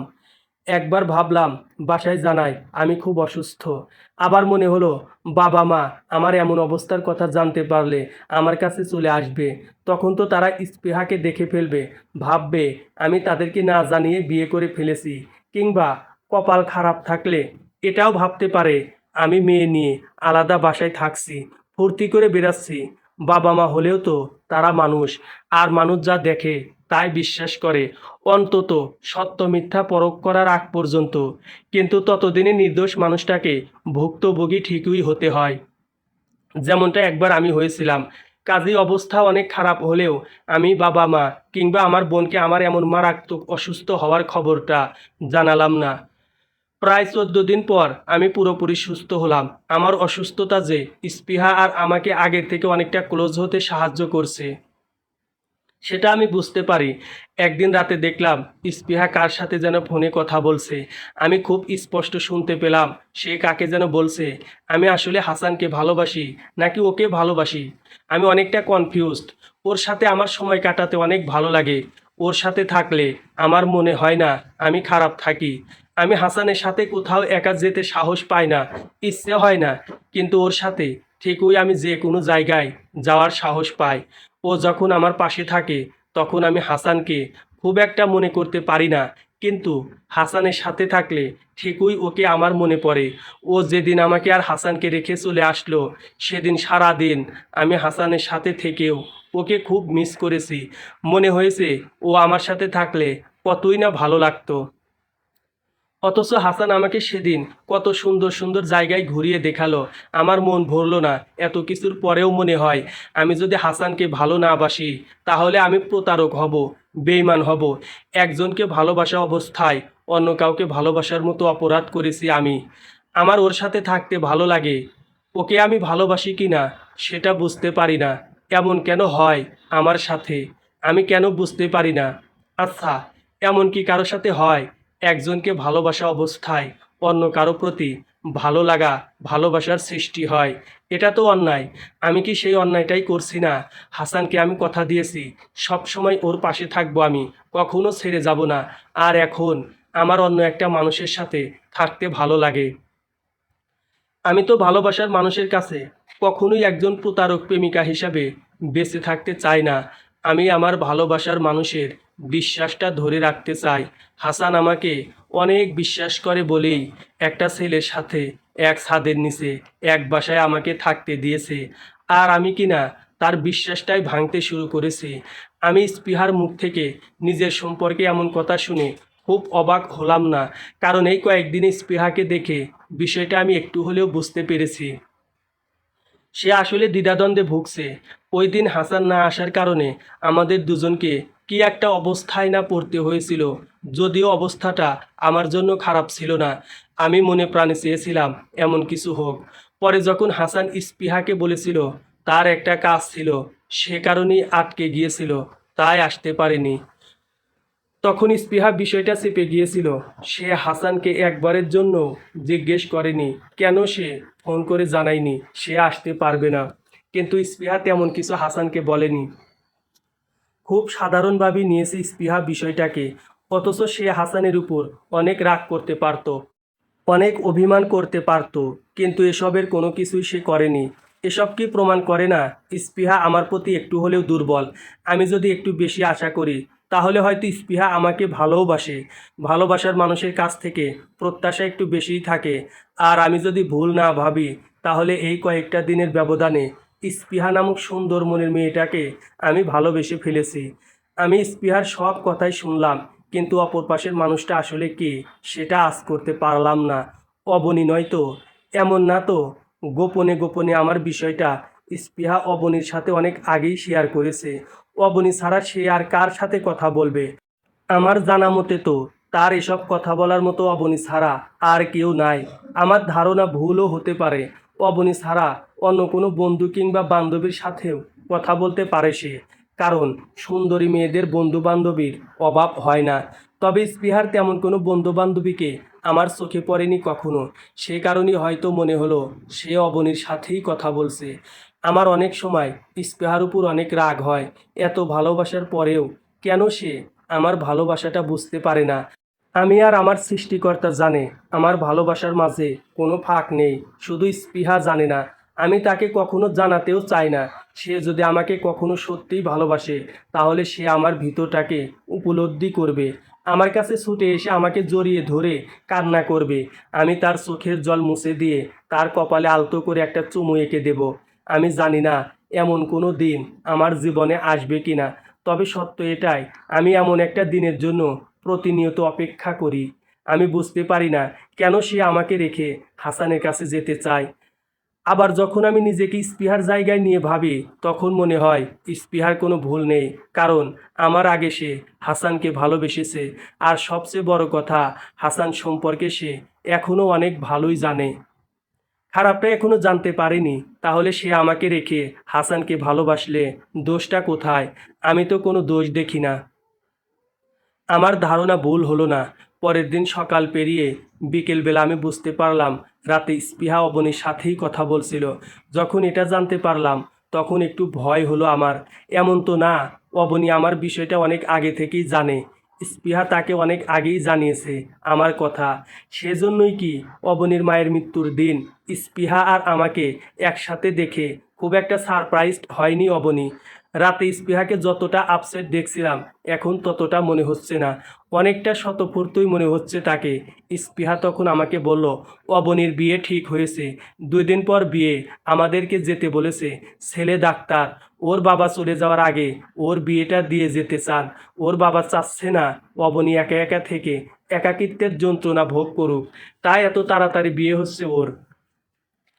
অবনীর বিয়ের কথা শুনে অনেক ভালো লাগলো। আমি ভেবেছিলাম সে আমার জন্য এত ফোন করত, কিন্তু না, সে তার মায়ের জন্য আমাকে এত অনুরোধ করত। অনেক আগে অবনী আমাকে ভালোবাসতে চাইলেও এখন চায় না। এর থেকে ভালো লাগা আর কি হতে পারে আমার জন্য? আমিও যে চাই মা হারা মেয়েটা কারো ভালোবাসার মন্দিরে দেবী হয়ে বেঁচে থাকুক। অবনী কি তাহলে স্পৃহাকে আমার কথা বলেছে? হয়তো বলেনি, কারণ নিজের মায়ের সম্পর্কে তো আর কেউ ইচ্ছে করে কারো কাছে খারাপ কিছু বলতে যাবে না। সবসময় নিজের আপনজনদের অপরাধগুলো আমরা সবার কাছ থেকে লুকাতে চাই, কাউকে বুঝতে দিতে চাই না তাদের কুকর্মগুলো। যদিও আমার ক্ষেত্রে এমনটা হয়নি, তবে বেশিরভাগ ক্ষেত্রেই এমন হয়। আমি যখন স্পৃহাকে বললাম আমাদের এই বিয়েতে যাওয়া উচিত হবে না, ওখানে তো আপনার ফ্যামিলির সবাই আসবে, আমাদের ধরা পড়ে যাওয়ার সম্ভাবনা আছে, কাজেই আপনি অবনীকে না বলে দিন। তখন স্পৃহা কিছুটা লাজুক হেসে বলল, আরে না, তেমন কিছু হবে না। অবনী আমার খুব কাছের কেউ না, অনেক দূরের একজন। তবে ওর সাথে আমার সম্পর্কটা অনেক আগে থেকেই ভালো। ও আমার সম্পর্কে সব জানে, বাট কখনো আমার বাসায় বলেনি। আর অবনীর বাবা বিয়েটা যে খুব যে অনুষ্ঠান করে দিচ্ছে তাও না, খুব আপনজন ছাড়া কাউকে ইনভাইট করবে না। আমার পরিবারের কেউ আসার কোনো সম্ভাবনা নেই। এমনটা হলে অবনী আমাকে বিয়েতে যেতে বলতো না, কাজেই আমাদের কোনো সমস্যা হবে না। আপনাকেও যেতে হবে আমার সাথে। অবনী আপনাকেও যেতে বলেছে। স্পৃহার সাথে বিকেলে কথা হলো, তার কাছ থেকে জানতে পারলাম অবনীর এক ডাক্তার ছেলের সাথে বিয়ে। তখন পর্যন্ত জানতাম না আমি এই ছেলেটাকে, কার সাথে অবনীর বিয়ে। রাতে যখন রাশেদ ফোন করে তার বিয়ের কথা জানালো, তখন আর বুঝতে বাকি রইল না অবনীর সাথেই রাশেদের বিয়ে ঠিক হয়েছে। বিয়েটা হুট করেই ঠিক হয়ে গেছে, তাই আমাকে জানাতে দেরি করেছে। রাশেদকে আমি যতটুকু চিনি জানি ছেলে হিসেবে অনেক ভালো। সেক্ষেত্রে অবনীর জন্য ভালোই হয়েছে। একটা মেয়েকে ভালো রাখার মতো সব কিছুই রাশিদের মাঝে রয়েছে। 2 দিন পর আমি স্পৃহাকে নিয়ে অবনীর বিয়েতে গেলাম। স্পৃহা যেভাবে বলেছিল বিয়েতে খুব বেশি মানুষ দাওয়াত দেওয়া হবে না, আসলে বিষয়টা তেমন না। আমরা ছাড়াও অনেক মানুষ এসেছে। কেন জানি মনে হতে লাগলো স্পৃহার বাবা মাও হয়তো বিয়েতে এসেছে। আজকে আর আমাদের রেহাই নেই। তবে তারা আসেনি। আসলে আমার জন্য ভালোই হতো। তবে আমার ভালোটা কেন জানি হয় না। কোনো রকম ঝামেলা ছাড়াই বিয়েটা হয়ে গেল। আমাদেরও কোনো সমস্যায় পড়তে হলো না। বিয়ে শেষ হতে হতে অনেক রাত হয়ে গেল। বাসর ঘর সাজালাম আমি আর স্পৃহা দুজন মিলে। স্পৃহা খুব সুন্দর করে বাসর সাজিয়েছে। এতটা সুন্দর করে হয়তো তার নিজের বাসর কেউ সাজায়নি। সব সময় দেখে এসেছি বাসরটা সাধারণত ছেলেদের বাড়িতেই হয়। মেয়ের বাড়ি থেকে মেয়েকে নিয়ে যাবে, তারপর ছেলের বাড়িতে বাসর সাজানো হবে। কিন্তু এখানে ব্যাপারটা ভিন্ন।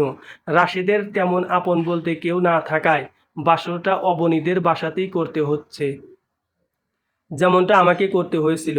যদিও আমার ওটাকে বাসর বলা চলে না, কেননা বাসরাতে যা যা করে মানুষ তার কিছুই আমরা করিনি। রাত প্রায় 12টা পার হয়ে গিয়েছে। অবনী আর রাশেদকে বাসর ঘরে ঢুকিয়ে দিয়ে আসার পর অবনীর বাবা আমাদের থাকার ব্যবস্থা করলেন ছোট্ট একটা রুমে। কারণ তিনিও জেনে গিয়েছেন আমরা স্বামী স্ত্রী। তবে এটা জানেন না যে আমরা শুধু নামে স্বামী স্ত্রী, কোনো কাজের না। স্পৃহার সাথে বিয়ের পর এই প্রথম এক বিছানায় ঘুমাতে হচ্ছে আমাদেরকে। বাসরাতে পালিয়ে আসার পর সব সময় আলাদা বিছানাতেই আমরা ঘুমিয়েছি, কিন্তু আজ সেই সুযোগ নেই। রুমটাও খুব ছোট, নিচে ঘুমানোর মতো তেমন কোনো জায়গা নেই। আমি খুব ক্লান্ত ছিলাম, তাই বিছানা দেখার সাথে সাথে নিজের গা এলিয়ে দিই। ঠিক তখনই স্পৃহা বলে ওঠে, আমরা এখানে একসাথে ঘুমাবো। আমি শুয়ে থাকা অবস্থাতেই বললাম, তাছাড়া আর তো কোনো উপায়ও নেই। তখন স্পৃহা কপাল কুঁচকে বিছানার দিকে আগাতে আগাতে বলল, উপায় থাকবে না কেন? নিচে তো একটু জায়গা আছে, ওখানে ঘুমান আপনি, আমি উপরে ঘুমাই। স্পৃহার এমন কথা শুনে একটু অবাক হলাম না, কারণ এই মেয়েটা এমনই, সব সময় নিজের বুঝ বোঝে, খুব স্বার্থপর একটা মেয়ে। আমি তখন বিছানা থেকে উঠে বসে পড়লাম আর বললাম, আমি কেন নিচে ঘুমাবো? শুধু শুধু কেন মশার কামড় খাবো? এমন না তো যে নিচে ঘুমালে আমার অনেক লাভ, কিংবা না ঘুমালে অনেক বড় ক্ষতি হয়ে যাবে।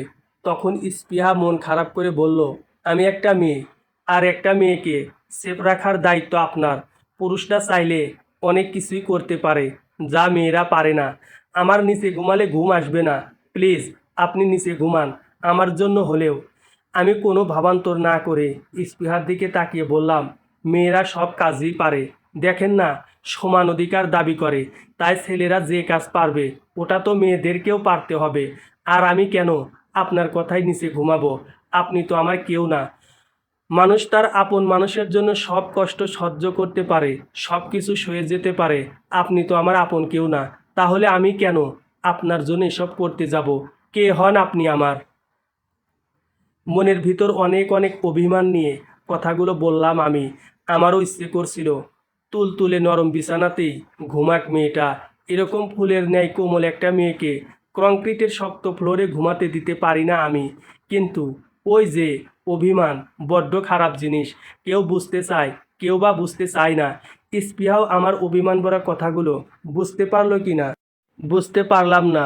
তবে সেও অনেকটা মন খারাপ করে অভিমানী কণ্ঠে আমাকে বলল, আমি আপনার বউ হই, আর নিজের বউয়ের জন্য এটা করা আপনার কর্তব্য। এই কথা শুনে আমার অনেক রাগ হলো। ইচ্ছে করছিল স্পৃহাকে গালি দিই, বকা দিই, কিন্তু সেটা করতে পারলাম না। আমি রাগে গড়গড় করতে করতে বললাম, কিসের বউ আপনি আমার? বউ মানে বোঝেন? প্রয়োজনের সময় জামাই মানবেন, আর যখন প্রয়োজন থাকবে না তখন মানবেন না। বাহ, আপনাকে তো নিজের ভালো বোঝার জন্য নোবেল দেওয়া উচিত। কখনো বউয়ের মতো আচরণ করেছেন আমার সাথে? স্বামী স্ত্রীর মধ্যে যা হয় তেমন কিছু কি ভুলেও আমাদের মধ্যে হয়েছে? হয়নি। তাহলে কেন আপনি ওই সম্পর্কের কথাটা তুলছেন, যেটার অস্তিত্ব শুধু কাগজে কলমেই রয়েছে, বাস্তবে না? কয়দিন পরে তো ঠিকই ওই হাসানের কাছে চলে যাবেন। উনি হবে আপনার স্বামী, আপনার কলিজা, আপনার আত্মার আত্মা। আর আমি হব পর। আমি তো শুধু আপনার প্রয়োজনের স্বামী। ভালোবাসার স্বামী তো হবে অন্য কেউ। আমাকে আপনি এসব বলবেন না কখনো। কথাগুলো বলতে বলতে কখন যে চোখের এক কোণে জল চলে আসলো বুঝতেই পারলাম না। তবে স্পৃহা আমার চোখের জলটা দেখতে পারল না। আমি তাকে দেখাতেও চাই না। যে ভালোবাসার সে এমনিতেই বাসবে, কোনো কিছু দেখে নয়। চোখের জল দেখে আজকাল আর কেউ ভালোবাসে না। ভালোবাসে মুখের হাসি দেখে। আর সত্য এটা, আমি হাসতে পারি না। স্পৃহা আমার কথাগুলো শুনে যে প্রচণ্ড কষ্ট পেয়েছে সেটা আমি বুঝলাম, কিন্তু আমার কিছু করার নেই। কারণ এমন কষ্ট আমি অনেক দিন থেকেই পেয়ে আসছি। যে মানুষগুলোকে কখনো কাঁদাতে চাইনি, দুঃখ দিতে চাইনি, সে মানুষগুলোই আমাকে তিলে তিলে কষ্টের আগুনে পুড়িয়েছে। আমিও পোড়াতে জানি, আমিও কষ্ট দিতে জানি। স্পৃহা আমাকে অনেক কষ্ট দিয়েছে, অথচ চাইলে সে একটু ভালোবাসাও দিতে পারতো, কিন্তু দেয়নি। সে তার প্রেমিকের বিশ্বাস অর্জন করা নিয়ে ব্যস্ত। আমিও আগে থেকে নিজেকে বদলে নিয়েছি। যখন দেখেছি আমার এমন সরাসরি ভালোবাসার বিপরীতে স্পৃহার কোনো পরিবর্তন হয়নি, আমি আর কারোর জন্য মায়া কান্না কাঁদতে চাই না, কারোর জন্য বাঁচতে চাই না। যদি বাঁচতে হয় নিজের জন্যই বাঁচবো। এই পৃথিবীর মানুষগুলো বড় স্বার্থপর। তারা ভালোবাসার মানুষগুলোকে বুঝতে চায় না। আমার কথা শুনে স্পৃহায় একটা বালিশ নিয়ে নিচে ঘুমিয়ে যায়। আমিও তাকে না বলি না। আমার মন খারাপের মাত্রাটা আরও বাড়তে থাকে। আমিও দেখতে চাই মাত্রাটা কত তীব্রতর হতে পারে। ভেবেছিলাম স্পৃহাকে সব বলবো, বলবো হাসান ছেলে হিসেবে ভালো না, তার চরিত্রের সমস্যা আছে। কিন্তু এখন আর বলবো না। ভালোবাসার মানুষকে অনেক বেশি ভালোবাসার পরেও যখন তার কাছ থেকে অবহেলা ছাড়া আর কিছু পাওয়া যায় না, তখন আগের মতো সেই স্বার্থহীন ভালোবাসাটা আর থাকে না। আমার ক্ষেত্রেও তেমনই হয়েছে। জ্বর হওয়াতে সে আমার সেবা যত্ন করেছিল তার প্রয়োজনেই, কারণ তখনও আমাকে তার দরকার ছিল। অথচ আমি ভেবেছিলাম ভালোবেসে এসব করেছে সে, কিন্তু না, সে আমাকে ভিতর থেকে কখনো ভালোবাসতে পারেনি। তার ভিতরটাও অন্য কাউকে চায়, আমাকে চায় না। সকালে ঘুম থেকে উঠে দেখি স্পৃহা নেই। বুঝলাম রাতে সে ঘুমাতে পারেনি। বাইরে গিয়ে দেখলাম বারান্দায় একটা চেয়ারে বসে আছে। কাছে যেতেই তার দিকে তাকিয়ে বুঝলাম কাল রাতে অনেক কষ্ট সহ্য করেছে। মশার কামড়ে ফর্সা গাল দুটো লাল হয়ে ফুলে গিয়েছে। আমি তার কাছে গেলেও সে আমার সাথে কোনো কথা বলল না। 2 দিন পর আমরা বিয়েবাড়ি থেকে চলে আসলাম। স্পৃহার সাথে সম্পর্কটা আবার আগের মতো হতে লাগলো। পাশাপাশি রুমে থাকলেও খুব একটা কথা হয় না। আমি বুঝতে পারি ওই দিন রাতে সে অনেক রাগ করেছে, অনেক অভিমান করেছে আমার উপর। সেই অভিমানটা হয়তো তাকে আমার থেকে দূরে সরে যেতে সাহায্য করছে। কারণ অভিমানও মানুষকে দূরে ঠেলে দিতে পারে, পর করতে পারে। আমারও ইচ্ছে নেই তার অভিমানটা ভাঙানোর, কারণ অভিমান ভাঙানোর জন্য একটা অধিকার থাকা দরকার। সেই অধিকারটা সে আমাকে কখনো দেয় নাই।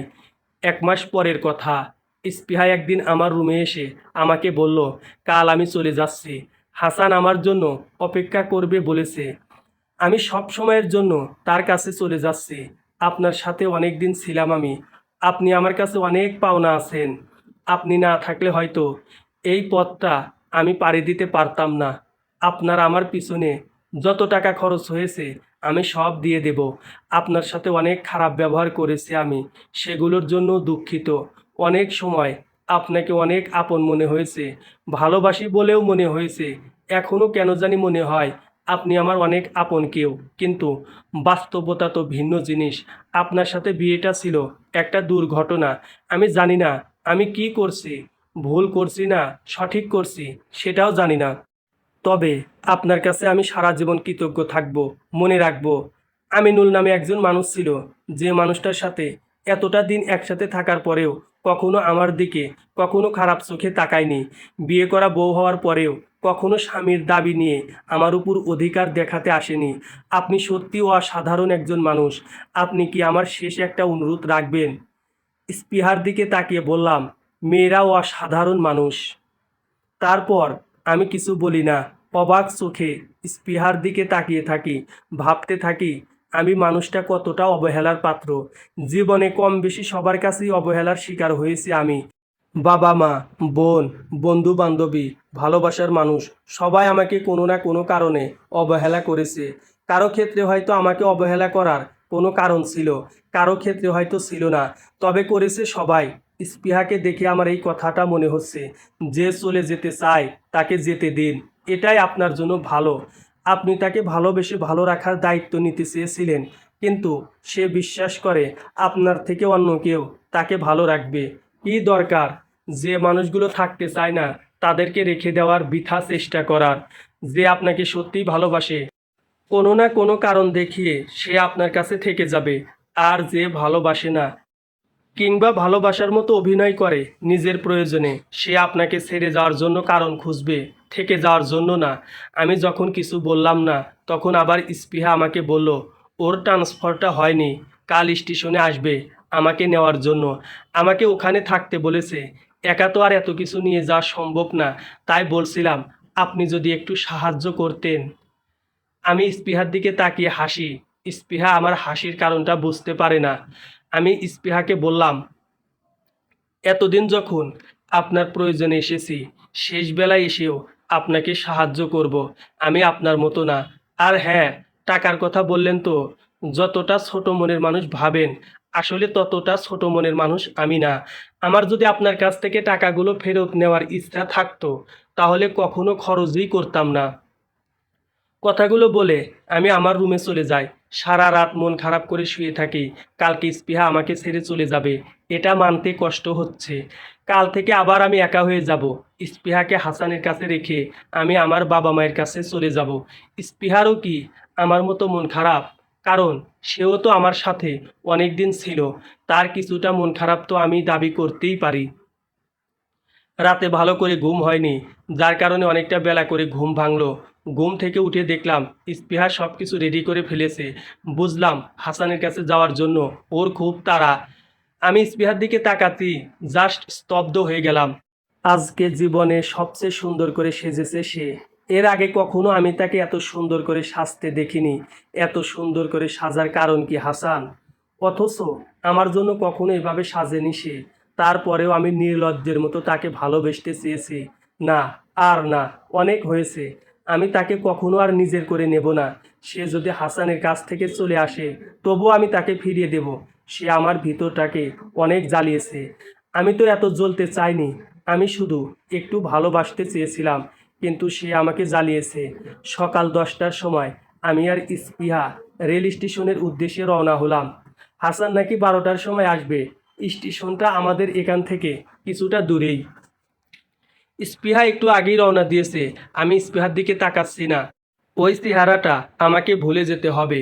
কখনো চাইলেও আমি আর দেখতে পারবো না। রাস্তায় অনেক জ্যাম থাকার কারণে আমাদের যেতে অনেক সময় লাগলো। 12টার উপরে বেজে গেল। আমি হাসানের সাথে দেখা করলাম না। দূর থেকেই স্পৃহাকে রেখে চলে আসলাম। স্পৃহা হাসানকে জড়িয়ে ধরবে, এটা আমি সহ্য করতে পারবো না।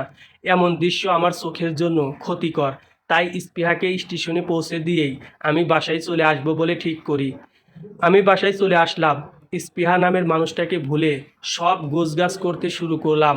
বাবা মাকে বলেছিলাম আমার কাজ শেষ হলে তাদের কাছে চলে আসব। সত্যি বলতে ওই দিন না গিয়ে ভুল করেছি, কারণ এখানে আমার কোনো কাজ ছিল না। দুঃখ পাওয়ার জন্য শুধু শুধু এতদিন এখানে ছিলাম আমি, এর বেশি কিছু না।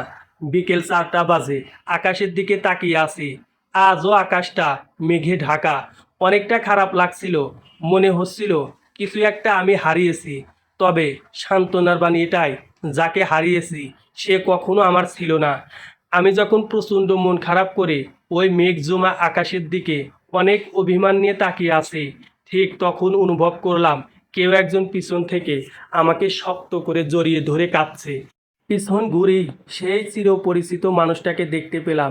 হ্যাঁ, স্পৃহা আমাকে জড়িয়ে ধরে কাঁদছে। কি হচ্ছে কিছুই বুঝতে পারলাম না। স্পৃহা যখন কাঁদতে কাঁদতে বলল, আমি তোমার ভালোবাসাটা বুঝতে পারিনি। হাসান ছেলেটা অনেক খারাপ। আমি বাদেও সে অন্য মেয়েকে ভালোবাসে, অন্য কারোর সাথে রিলেশন করে। আমি তোমার কাছেই থাকতে চাই।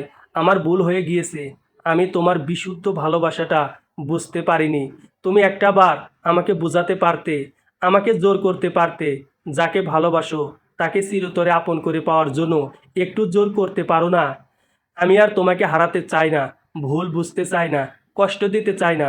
যতদিন বাঁচবো তোমার জন্য, শুধু তোমার জন্য, তোমার ভালোবাসার মানুষ হয়ে বাঁচবো।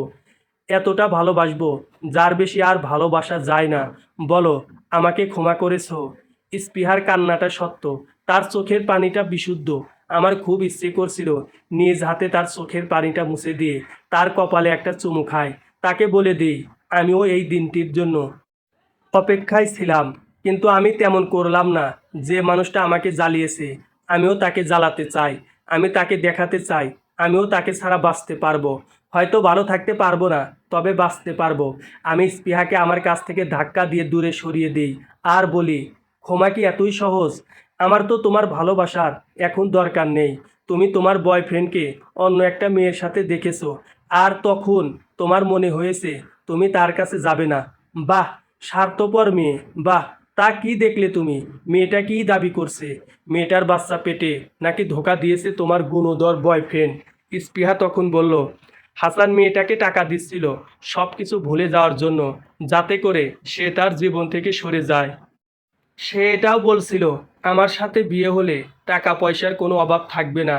দরকার হলে সে তাকে আরও টাকা পয়সা দেবে, তবুও যেন তার জীবন থেকে সরে যায়। আমার ভাগ্যটা ভালো, আমি সব শুনে ফেলি। তখনই আমি ওখান থেকে চলে আসি। আমি তখন স্পৃহার দিকে চোখ করে বললাম, দেখো, তুমি এখানে নিজেকে সেলফিশ হিসেবে প্রমাণ করেছো। তোমার বয়ফ্রেন্ডের খারাপ সময়ে তার পাশে থাকা উচিত ছিল, কিন্তু তুমি থাকোনি। আমার সাথে থাকতে চাইছো হাসানের খারাপ রূপটা তোমার সামনে প্রকাশ পেয়েছে বলে। না হলে তো আমার কাছে আসতে না। এটাকে ভালোবাসা বলে না, এটাকে নিজের ভালো বলে। তুমি সবসময় নিজের ভালো থাকাটাকেই বড় করে দেখেছো। অন্যের ভালো থাকাটার গুরুত্ব তোমার কাছে কখনোই ছিল না। আমাকে ক্ষমা করো, আমি তোমার সাথে থাকতে পারবো না। আমি জানি এটা মেনে নিতে আমার অনেক কষ্ট হবে, তবুও আমি মেনে নেব। আমার মুখ থেকে সরাসরি এমন না শব্দটা শুনে স্পৃহা হাউমাউ করে কাঁদতে থাকে। আমার খুব কাছে এসে আমার দুই গালে দুই হাত রেখে বলতে থাকে, না, তুমি এমন করতে পারো না। আমার একটা ভুলের জন্য তুমি আমাকে এত বড় শাস্তি দিতে পারো না। বলো, তুমি কি চাও, আমি তাই করব। তবুও তোমাকে আমার চাই। তুমি আমার স্বামী, যাকে ভালোবাসো, তার একটা ভুল তুমি ক্ষমা করতে পারবে না? আমি তোমার জন্য সব কিছু করতে রাজি আছি। একটাবার বলো, আমাকে কি করতে হবে? আমি সব কিছুর জন্য প্রস্তুত আছি। আমি আমার গাল থেকে স্পৃহার হাত দুটো সরিয়ে দিয়ে বলি, অনেক দেরি করে ফেলেছো তুমি। এই কথাগুলো যদি তুমি আর একটা দিন আগে বলতে, পুরো পৃথিবী সমতুল্য ভালোবাসা দিয়ে তোমাকে বরণ করে নিতাম আমি। কিন্তু তুমি সেটা করনি। তুমি অনেকটা দেরি করে ফেলেছো। আমাদের মতো ছেলেরা অন্ধকারে জোনাক পোকার মতো ঘুরে বেড়ায়। যারা ভালোবেসে ধরে রাখতে পারে তারা ভাগ্যবান। যারা ভালোবাসার পরেও বুঝতে পারে না তারা কপাল পোড়া। যারা হারিয়ে আবার ফিরে পেতে চায় তারা দুর্ভাগা। কারণ আমরা ফিরি না, আমরা মহাকালের অন্তপুরে হারিয়ে যাই। অন্ধকারের মধ্যে আলো ছড়াতে ছড়াতে জোনাক পোকার মতোই একসময় অন্ধকারে বিলীন হয়ে যায় আমরা। তোমাদের মতো মেয়েরা আমাদেরকে ধরে রাখার ক্ষমতা রাখো না। আমাদের মতো ছেলেদেরকে তোমরা ডিজার্ভ করো না। কারণ আমরা সত্যিই অনেক অনেক ভালো ছেলে, যেটা তোমরা কখনো বুঝতে পারো না। পারলেও দেরিতে। আমাকে না পাওয়ার আফসোস নিয়ে তিলে তিলে মরবে তুমি। এটাই হবে তোমার জন্য আমার ভালোবাসার শাস্তি। আমি কাল চলে যাব, তুমিও চলে যেও তোমার বাবা মায়ের কাছে। বাবা মাকে জীবনে অনেক ধোঁকা দিয়েছো, তাদের কাছে ক্ষমা চেয়ে দেখো, তারা ক্ষমা করে দেবে। তাদের পছন্দেই বিয়ে করে নিও, সুখী হবে। না হলে এখানে থেকেই নতুন কাউকে খুঁজে নিও, ঠিক হাসানের মতো। কথাগুলো বলার পর স্পৃহার দুচোখ বেয়ে অঝোর ধারায় বর্ষণ হতে থাকে। আমি বুঝতে পারি আমার কথাগুলো তার ভিতরটাকে অনেক আঘাত করেছে। সে ভীষণ কষ্ট পেয়েছে। স্পৃহা আর কোনো কথা বলতে পারে না, কারণ আমি তার সব কথা কেড়ে নিয়েছি। সকাল হলে আমি আমার নিজের বাসায় চলে যাই। স্পৃহা অনেক অনুরোধ করে থেকে যাওয়ার জন্য, কিন্তু আমি থাকি না। সে বুঝুক ভালোবাসার মানুষকে না পেলে কেমন লাগে। চলে আসার আগে আমি বিয়ের কাবিননামাটা সাথে করে নিয়ে আসি আর বলি, তুমি যদি কখনো বিয়ে করতে চাও আমাকে বলবে, আমি তোমাকে ডিভোর্স পেপারটা পাঠিয়ে দেব। পবিত্র কাবিননামাটা তোমার মতো মেয়ের কাছে থাকতে পারে না, এটার মূল্য তুমি বুঝবে না। বাসায় আসার পর স্পৃহা আমাকে অনেক ফোন দেয়, আমি তার ফোন ধরি না। আমি তাকে ছেড়ে বাঁচা শুরু করি, শুধুমাত্র আমার জন্য বাঁচা শুরু করি আমি। আমি জানি স্পৃহা আমার জন্য এখনও কাঁদে, কারণ সেদিন আমি তার চোখে আমার জন্য সত্যি ভালোবাসা দেখেছিলাম। আমি চাই আমাকে না পাওয়ার আফসোসটা সে সারা জীবন করুক। 6 মাস পরের কথা। এই 6 মাস আমি স্পৃহার সাথে একটিবারও কথা বলিনি, দেখা করিনি। 6 মাস পর বাবা মাকে সব বলি আমি। একদিন বাবা মা বোন আর আমার বোন জামাইকে নিয়ে স্পৃহাদের বাসায় যাই আমি। বাসাটা চিনতে কষ্ট হলেও ঠিকই চিনে নিলাম। আমাকে বাসায় দেখে স্পৃহার বাবা এগিয়ে আসলেন, কারণ তিনি সব জানতেন। আমি তাকে সব বলেছি। আমি স্পৃহার কথা জানতে চাইতেই একটা বন্ধ ঘর দেখিয়ে দিল আমাকে। আমি ঘরের দরজা খুলে যখন ভিতরে ঢুকলাম, তখন ঘরটাতে নিকষ কালো অন্ধকার অনুভব করলাম। আলো জ্বালাতেই দেখতে পেলাম পাগলের মতো কেউ একজন বিছানায় শুয়ে আছে। আমাকে দেখেই বিছানা থেকে উঠে একটা কথা বলল, কে কে? আমি তার দিকে এগিয়ে গিয়ে তার মুখটা দেখতেই নিজের ভিতরটাতে অনেক খারাপ লাগা কাজ করলো। কি ছিল আর কি হয়েছে এই 6 মাসে? স্পৃহাকে চিনতে অনেক কষ্ট হচ্ছিল আমার। কাঁদতে কাঁদতে চোখের নিচে দাগ পড়ে গিয়েছে, চোখ মুখ ফুলে গিয়েছে। আমি তার খুব কাছে গিয়ে জড়িয়ে ধরে বললাম, এখনো কাঁদো আমার জন্য? তখন স্পৃহা বলল, তুমি তো বলেছিলে কাঁদতে, আমাকে কাঁদাতে খুব ভালো লাগে তোমার, তাই না? আমি তার চোখের পানিটা মুছে দিয়ে বললাম, কখনো না, তোমাকে অনেক ভালোবাসি। তুমি এখনো বিয়ে করোনি কেন? তুমি কি জানতে তোমার কাছে আসবো আমি? তখন স্পৃহা বলল, হ্যাঁ জানতাম, কারণ তুমি আমাকে ছাড়া অন্য কাউকে নিয়ে সুখী হতে পারবে না। সুখী হওয়ার জন্য আমাকে তোমার কোনো একদিন হলেও দরকার হবে। তাই আমি অপেক্ষা করেছিলাম এই দম বন্ধ হওয়ার মতো অন্ধকার ঘরে। তুমি আমাকে এত ভালোবাসার পরেও কেন হাসান নামক নরপিশাচটার হাতে আমাকে ছেড়ে দিয়েছিলে? আমি যদি সত্যি সত্যি চলে যেতাম, তখন কি হতো? তখন আমি স্পৃহাকে নিজের সর্বোচ্চ কাছে টেনে নিয়ে এসে বলি, এমনটা কখনোই হতো না। তুমি কি মনে করো আমি তোমাকে হাসান সম্পর্কে সব জানার পরেও তার কাছে চলে যেতে দেব? এমনটা ভাবলে তুমি অনেক বোকা।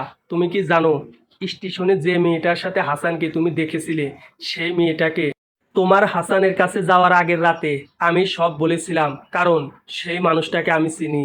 তাকে সে হাসান ধোঁকা দিয়েছিল তোমার সাথে স্টেশনে, এজন্যই আমি যাইনি। তুমি যখনই হাসানের কাছে গিয়েছো, তার ঠিক কিছু সময় আগেই মেয়েটা হাসানের ওখানে পৌঁছে গিয়েছে, হাসানের অজান্তেই। খোঁজ নিয়ে দেখো, হাসান ওই মেয়েটাকেই বিয়ে করেছে, কারণ সে বিয়ে করতে বাধ্য ছিল। এক্ষেত্রে তোমার বোন অবনীর হাজবেন্ড রাশেদ অনেক সাহায্য করেছে, কারণ সে হাসান আর ওই মেয়ে সম্পর্কে সব জানতো। তোমার বাবাকেও আমি ফোন করে বলেছিলাম তোমাকে নিয়ে আসতে, তাকে বোঝাতে অনেক কষ্ট হয়েছিল, তবে বোঝাতে পেরেছিলাম। আমি চেয়েছিলাম তোমাকে একটা শিক্ষা দিতে।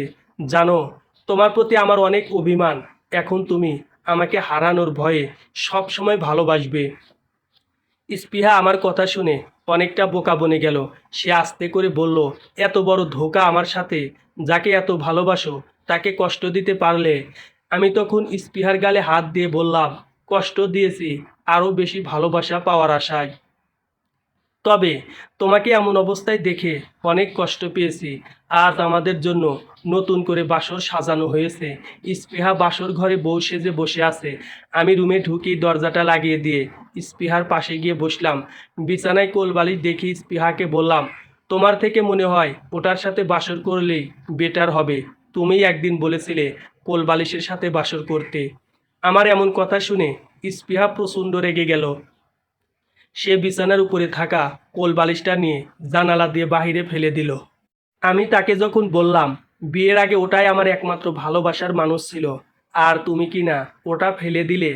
তখন স্পৃহা আমার পাঞ্জাবির কলার চেপে ধরে বলল, আমি ছিলাম না তখন, তোমার এটার দরকার ছিল। এখন তো আমি আছি, যতদিন বাঁচবো আমাকেই না হয় কোলবালিশ হিসেবে ব্যবহার করো। দুজন দুজনের কোলবালিশ হয়ে আজীবন বেঁচে থাকবো। আর ভুলেও যেন ওটার কথা না শুনি।